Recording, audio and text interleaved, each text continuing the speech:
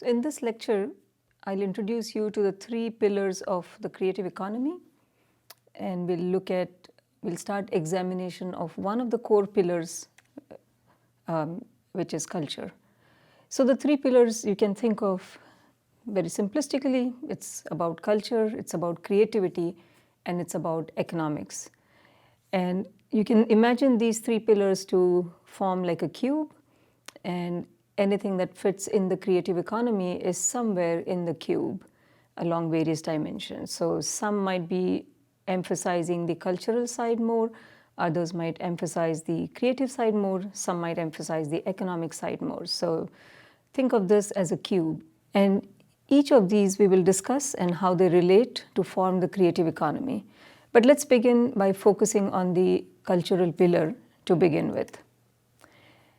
Now, culture, if you go back deep down, relates to human values. And human values are the foundation of how we think, how we act, what we do.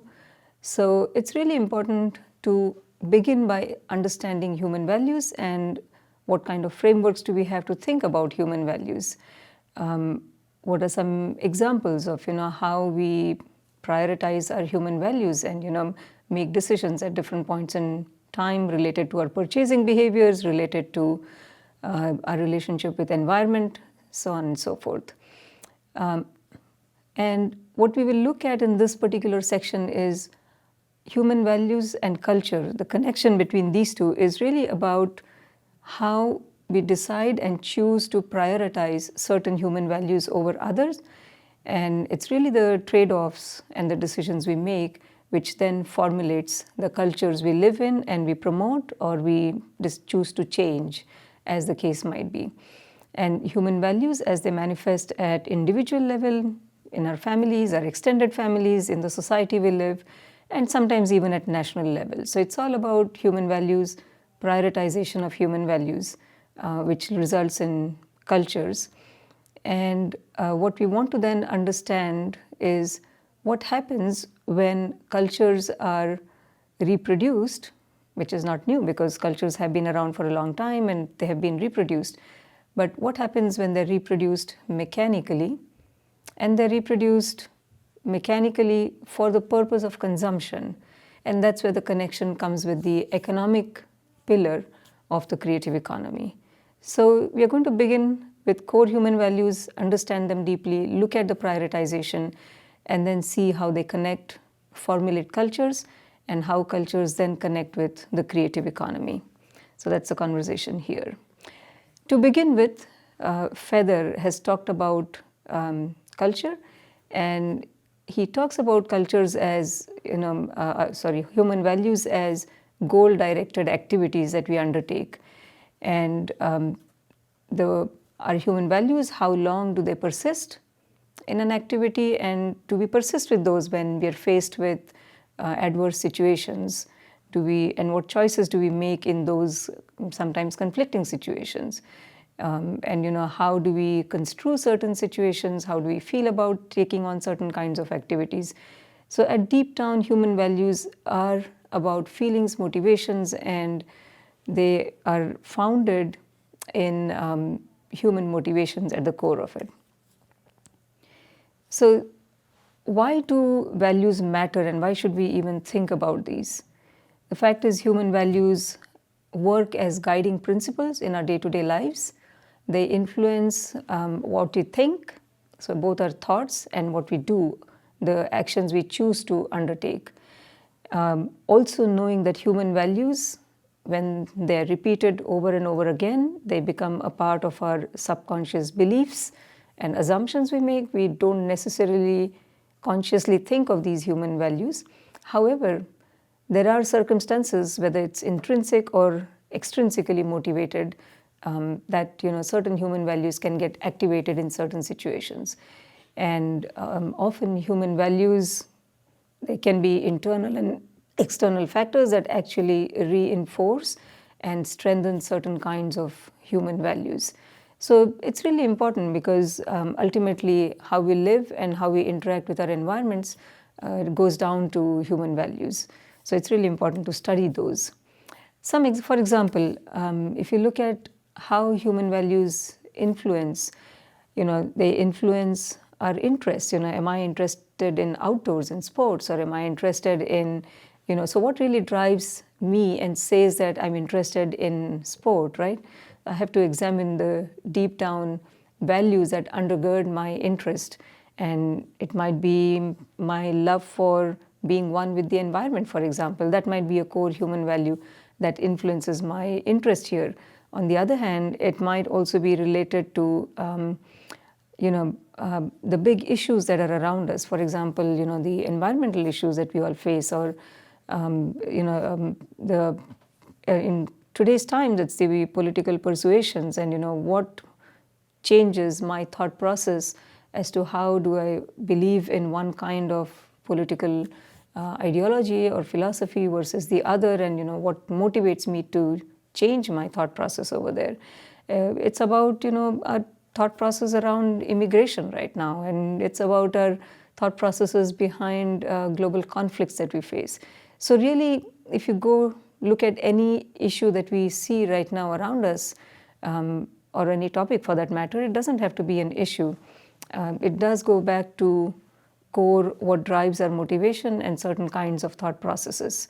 So likewise, human values also influence what we do, not just what we think, but what we also decide to do. For example, do I decide to bus, bike, walk, fly, as the options might be? So while there are human values that undergird my thinking process, ultimately at different points in times I have to make a decision. Am I going to really walk to school today, right? Or am I going to bike to school today? And what are the values that actually motivate us to choose one versus the other? Is it my, do I want to feel in control of a situation, and hence I choose to go take a car versus, walk down? So it really goes back to those core human values, which I'll come to in a minute and explain what those values are. In other instances, it might be what we choose to eat. So for example, if I live in an area which is a food desert, is a place where you don't have access to fresh produce in a certain mile radius, like a mile or couple mile radius. So in that case, even if my human values are to really eat healthy food and fresh food, the fact that I'm living in an area where that is not available to me might force me to go against my core human values and require me to eat food that is not necessarily what I wish I should be eating, right? So human values are at the core, but there are trade-offs that are happening. You're already hearing some trade-off examples here. So Schwartz has provided a really nice framework, and it's been around for a long time. So it's been time tested in terms of how to think about human values. He looks at 10 main human values, and you can see them represented in a circular form here. Each of these human values at the core are based off of certain motivations that we have as individuals here. So for example, self-direction is about, am I motivated to make my own decisions, and or do I need external stimulus to make decisions? And self-direction is also about do I look to get advice and direction from others, or am I more comfortable making my own decisions, right? On the other side, you look at self-enhancement human values.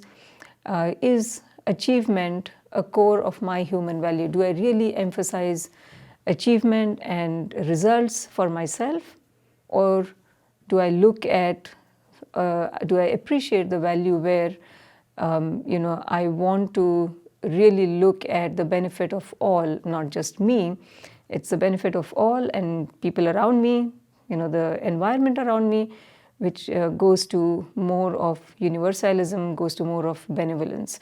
So my preferences, my core sort of motivations is reflected in these human values.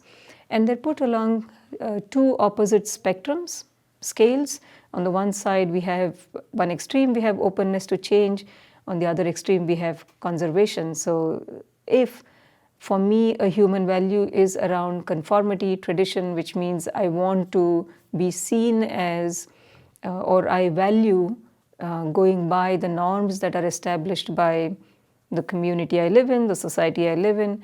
And that's important to me, and there's nothing wrong in it. There are many cultures where that is really core to who we are as individuals, conformity and valuing traditions, versus in other situations where I would like to be one who is takes in stimulation, examines that, and wants to really change, sometimes going against traditions, right? So those two are two opposite spectrum of human values. Likewise, self-enhancement versus self-transcendence forms two opposite spectrum of core human values.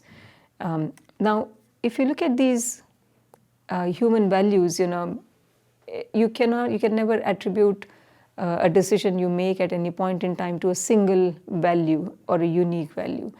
And often our attitudes, our behaviors of what we do in certain circumstances, how we perceive certain circumstances, they are guided by a network. It's really a network situation that we have where different values are kind of playing off of each other, and they really work as an integrated system of values.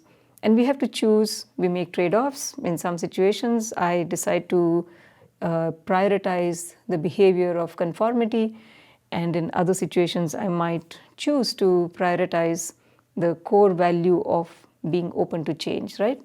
So the question is, what are some factors that actually influence as to how we change our value priorities? And I think what research has shown is that often your age, what stage in your life you are in, sometimes gender, sometimes the education we have, sometimes the roles that we play in society as parents, as leaders of our communities, and that actually influences how we prioritize one value versus the other.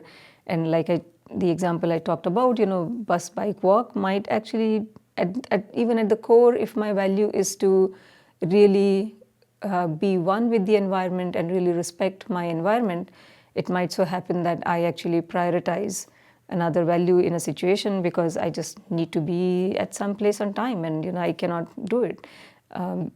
Choose to walk down, to the place. So likewise, employment and what kind of employment we have, that also affects our prioritization of human values.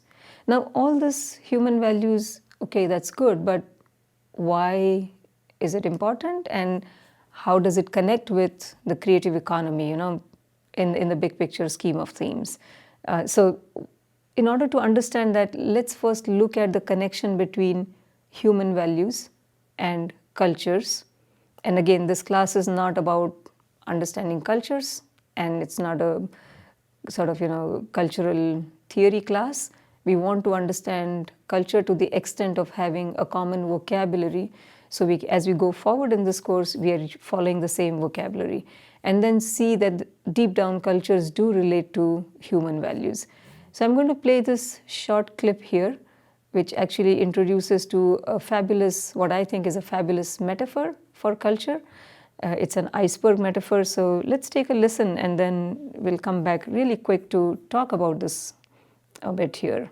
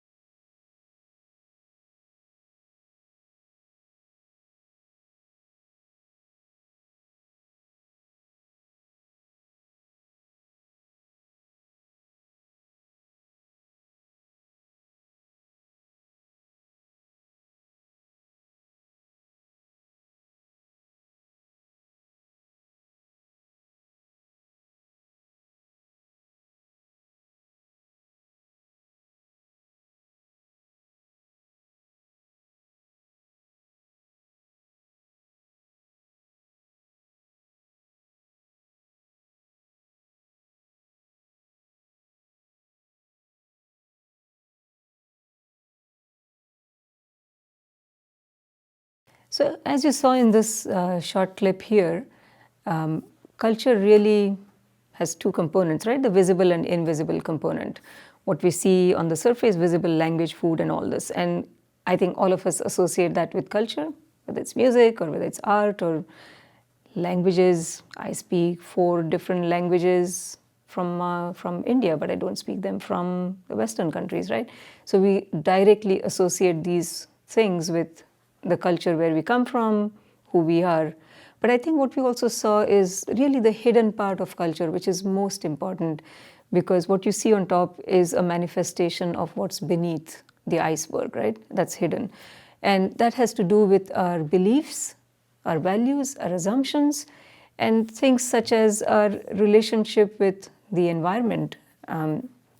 So if you look at it here, we are talking about how we as humans relate with the nature and environment. Do we see ourselves to be one with nature, or do we see ourselves to be those who like to conquer and feel ourselves to be superior to the nature, right? That's our relationship and the values and beliefs that we have around it. Human to human relationships, how do we see these? I mean, do we see these as relationships where there is hierarchy in human relationships, or do we treat each or all of us as equals? And you will see that there are vast differences in Eastern cultures and Western cultures in terms of human to human relationships. How do we see a relationship with truth and reality? Do we believe in this, and do we believe that there is one truth in many situations, or do we believe that the truth and reality evolves over time, and that can determine how we work and how our cultures really look like, including our relationship with time and space. And there are cultures where it's more important to honor timeliness and punctuality, and especially, for example, meetings that we have, right? Do we all tend to be on time at meetings, or are we okay when people show up late to meetings?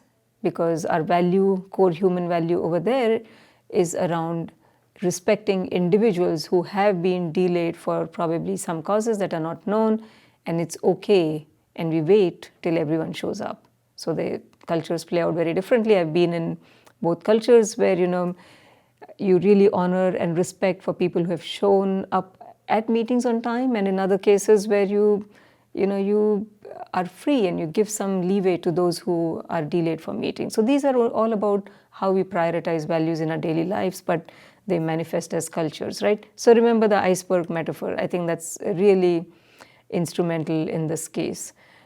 So the question is, what do values and culture have to do with creative economy, right? And this is where what we want to start thinking about is cultures and the notion of reproduction of cultures. How does it happen? And we want to think about what does reproduction of cultures do, and at the end of it, reproduction for consumption. But that's a second article, and we will look at that topic in our next lecture over here. So in this class, we have looked at an introduction to the first pillar of culture, and we still have to look at the connection between culture and the creative economy.